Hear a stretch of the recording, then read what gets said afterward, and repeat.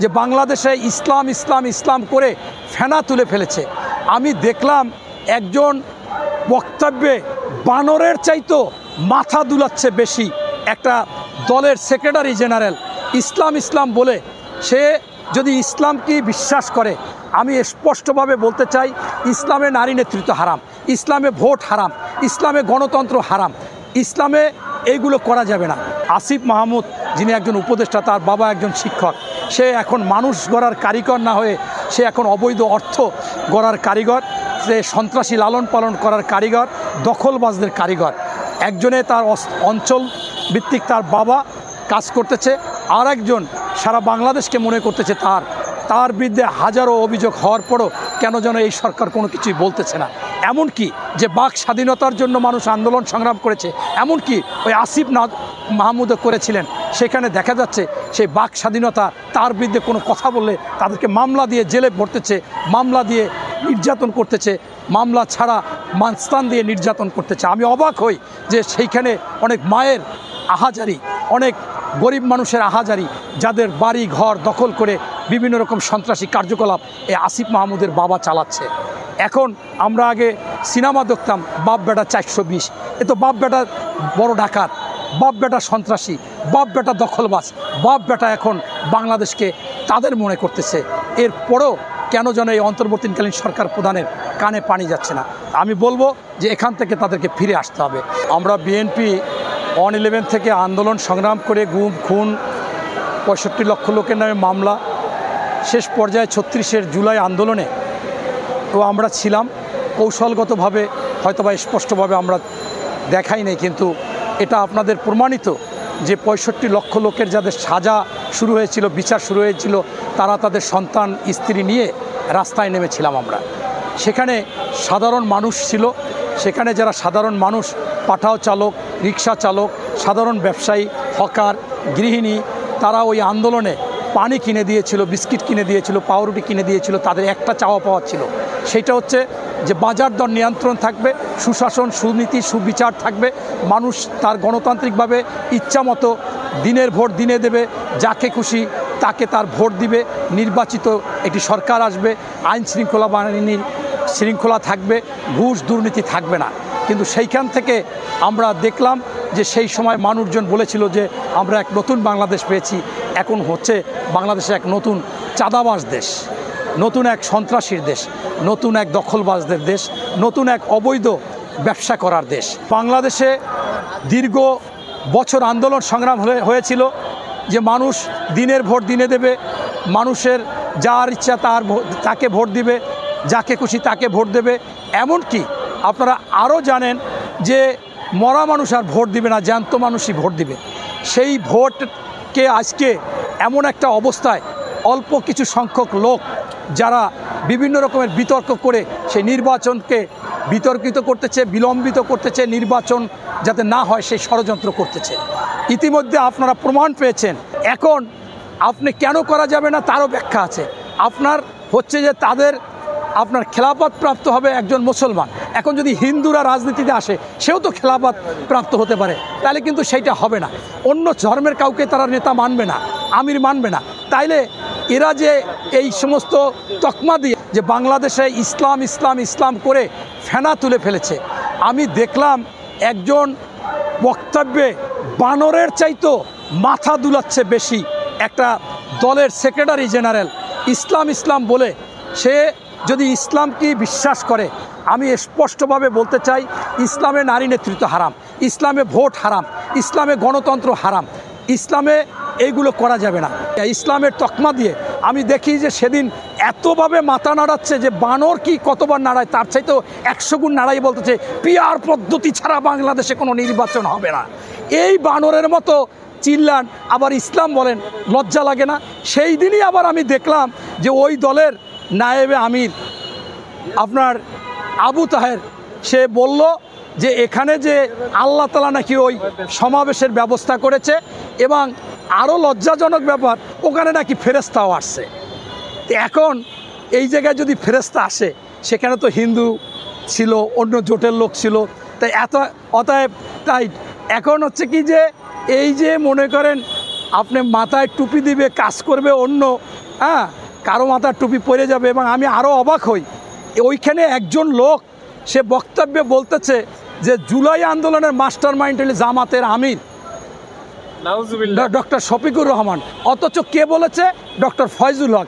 আরে বেটা, তুই যে জামাতে এখন আসো, আগে থাকতেই তুই জামাত করতি। আমি প্রত্যেকটা টকশোতে যাইতে বলতাম, তুমি কিছু বলতি না, তুই বলতি। আমি বলছি আপনি জামাতের লোক, কেন বিএনপির ট্যাগ লাগান? আপনি তো বিএনপির ফয়জুল হক না, আপনি কেন বলেছেন? আমি যে কয়টা টকশো দেখেছি, টকশো আরম্ভ হওয়ার আগে বলছি নিরাপত্তা পালন করেছে এই doctor Faizul Haque. Face the পিপলে আমি গেছি, সাইফুল সাগরকে বলছি যে জামাতের লোকে কিন্তু বিএনপির না। দুইটা ফর্ম কিনলে কি হলো নাকি মনোনয়নের?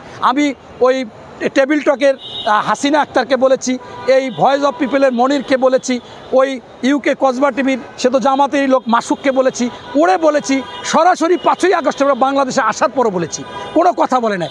অর্থাৎ এখন সে বলে, ওর বাপ বলে যে এই জুলাই আন্দোলনের মহানায়ক হচ্ছে তারেক রহমান, আর ও বলে আমার বাপ। এই যে হাস্যকার, তাই আমি স্পষ্টভাবে বলতে চাই, এগুলো হচ্ছে বিএনপিকে দোষারোপ করা, বিএনপি নির্বাচন বিলম্ব করে বিএনপির বদনাম করে তাদের জনপ্রিয়তা বাড়ানো।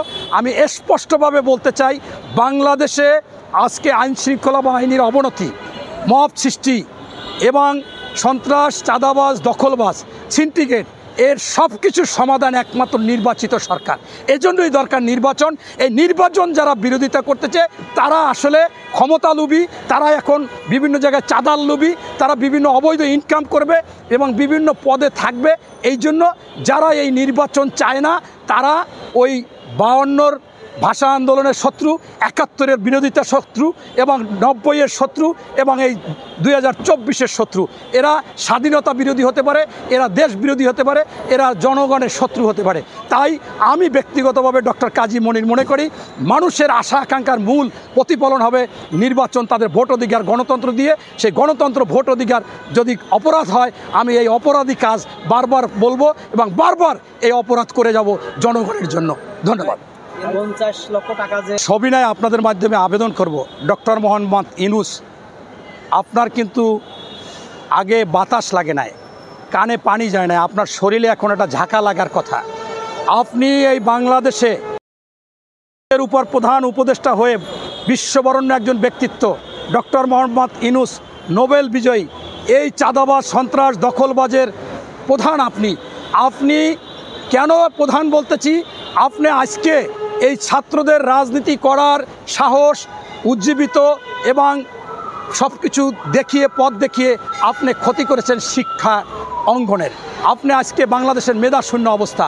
আজকে দেখেন যে স্কুল, কলেজ, বিশ্ববিদ্যালয়ের ছাত্ররা এই সমস্ত পড়াশোনা, অধ্যয়ন তারা শেষ না করে তারা এখন তাদের পিছনে ঘুরতেছে। কেন? তাদের মধ্যে ক্ষমতার লোভ, তাদের অর্থের লোভ, তারা বিভিন্নভাবে অনৈতিক কাজ করার লোভ।